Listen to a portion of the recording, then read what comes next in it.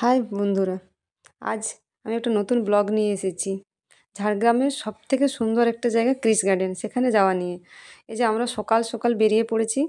যাওয়ার পথে রাস্তায় আমরা একটু বাচ্চাদের জন্য কিছু চকলেট কিনছিলাম, চকলেট চিপস। কারণ ও ত্রিশানের মাসি এসছে, মাসি ছেলে এসছে। যাওয়ার পথে এই যে ঝাড়গ্রাম শহর শেষে আমরা যখন যাচ্ছি, জঙ্গল, এই যে এগুলোতে তারের বেড়া দেওয়ানো থাকে আর একটু রাস্তা ছাড়া থাকে যাতে হাতি ঢুকতে না পারে, তবু কিন্তু রাস্তায় হাতি এসে যায়।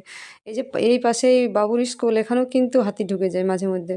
জঙ্গলটা মোটামুটি 6 কিলোমিটার যেতে হয়। 6 কিলোমিটার জঙ্গল যাওয়ার পর আমরা কৃষ গার্ডেন পৌঁছাই। এই জঙ্গল, ঘন জঙ্গল, শাল গাছের জঙ্গল। অনেক দর্শনার্থীরা বিভিন্ন জায়গা থেকে আসে। এই যে আমরা কৃষ গার্ডেন পৌঁছে গেছি। কৃষ গার্ডেন পৌঁছে যাওয়ার পর এখানে টিকিট করতে হয়। এই যে এই ডান দিকে গিয়ে টিকিট করতে হয়। টিকিট করে নিয়ে আমরা ঢুকে গেছি। ঢুকে যাওয়ার পর এই যে কৃষ বাগানটা দেখুন কি সুন্দরভাবে সাজানো আছে।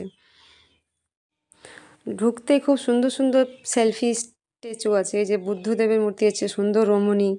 এই যে বাগানে ফুল গাছ আছে। এই যে এখানে একটা খুব সুন্দর ব্রিজের মতো করা আছে যাতে বাচ্চারা উঠে ছবি তুলতে পারে। এখানে আবার একটা স্লিপারও আছে যেটাতে বাচ্চারা স্লিপ করছে। বাচ্চাদের খেলার জন্য কয়েকটা জিনিস আছে। এই যে এখানে 3টা বাঁদর আছে। 3টা বাঁদর দেখাচ্ছে যে খারাপ কিছু দেখবো না, খারাপ কিছু শুনবো না, খারাপ কিছু বলবো না। আর অনেক রকমের খেলনা আছে বাচ্চাদের। এই যে অনেক স্টেজ হয়েছে, এগুলোতে বাচ্চারা ছবি, ভিডিও ইত্যাদি তোলে। সুন্দর বাগানটা, এত সুন্দরভাবে সাজানো, মন মুগ্ধ হয়ে যাবে। বাচ্চাদের খেলার জন্য অনেক বড় বড় খেলনা আছে। এই যে অনেক সুন্দর সুন্দর সেলফি পয়েন্ট আছে। এই যে রমণী বাচ্চা ছাগল কোলে নিয়ে আছে। আদিবাসী একটা স্ট্যাচু আছে। তারপরে আমরা চলে যাই পাখির আলোয়, যেখানে অনেক সুন্দর সুন্দর পাখি আছে, বিদেশি পাখি।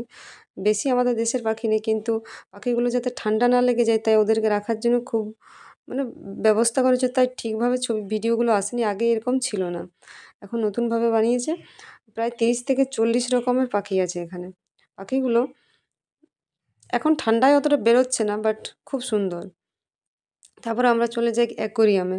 এখানে অ্যাকোরিয়ামে মোটামুটি 100 প্রজাতির মাছ আছে, সামুদ্রিক মাছ, যেগুলো কিন্তু বিভিন্ন রকম। এখানে নাম একটা তো দেওয়া নেই, আগে যখন এসেছিলাম তখন সবগুলোতে নাম দেওয়া ছিল। এবারে হয়তো কোনো কারণে নামগুলো তুলে দিয়েছে, কিন্তু সব রকমের ছোট বড়, রঙিন, সাদা, কালো সব রকমের মাছ আছে। বড় ট্যাংরা মাছ আছে। এই যে তারপর একটা অ্যাকোরিয়ামের পর আছে একটা সুইমিং পুল, যেখানে যেখানে মাছ আছে। সুইমিং পুলের মধ্যেও মাছ আছে। অ্যাকোরিয়ামের মাছগুলো এত সুন্দরভাবে, এত সুন্দর সুন্দর মাছ যেগুলো হয়তো আমি অন্য আলিপুর জুতেও নেই সেরকম।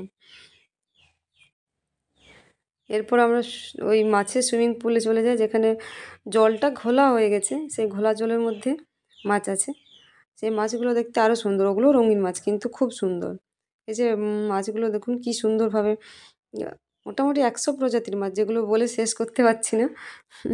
কিন্তু যদি আপনাদের ভালো লাগে আপনারা আসবেন, এখানে দেখবেন, খুব মন মুগ্ধ হয়ে যাবে একদিনের জন্য। এই যে ট্যাংরা মাছ, এই যে পুকুরের মধ্যে মাছ রাখা হয়েছে, এগুলো সামুদ্রিক মাছ। তারপর চলে যাই ফুলের বাগানে। এখানে 300 প্রজাতির গোলাপ ফুলের চাষ হয়েছে, কিন্তু এবছর এখনও ফুলগুলো হয়নি, জানুয়ারিতে গেলে ভালো দেখা যায়। তারপর ওই যে এদিকে একটা স্ট্যাচু আছে, তারপর আছে কৃষ ভিলা। এই যে এখানে একটা খুব সুন্দর আছে। এই যে বিভিন্ন রকম ফুলের পর আলাদা আলাদা ডিজাইনেরও অনেক কিছু, অনেক রকমের ফুল আছে যেগুলো আমি নাম জানি না। কিন্তু গোলাপ ফুলের চারা আছে যেগুলো বিভিন্ন কালার, বিভিন্ন ডিজাইনের ফুল আছে। এখানে আমরা একটা সেলফি নিচ্ছিলাম। এরপর আমরা চলে যাই, এই ফুলের বাগান ঘোরাঘুরি করার পর আমরা চলে যাই ভুলভুলাইয়াতে, যেটা কৃষ ভিলা বলে একটা রেস্টুরেন্ট আছে কৃষ গার্ডেনের আন্ডারেই, যেটা রশ্মি কোম্পানির।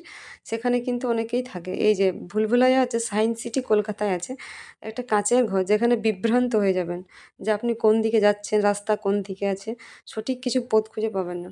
কিন্তু এটা তো খুব মজার জিনিস। তারপর এর পেছনে আছে কৃষ ভিলা, যেটাতে বাইরের পর্যটকরা এসে থাকতে পারেন। আর এখানে আমরা ঘোরাঘুরি, আমরা বাড়ি চলে যাই। ভিডিওটি যদি ভালো লাগে তো প্লিজ লাইক সাবস্ক্রাইব করে দেবেন, আর যদি আপনারা পারেন অবশ্যই একবার এসে দেখে যাবেন। এই জায়গাটা খুব সুন্দর। Bye bye, thank you.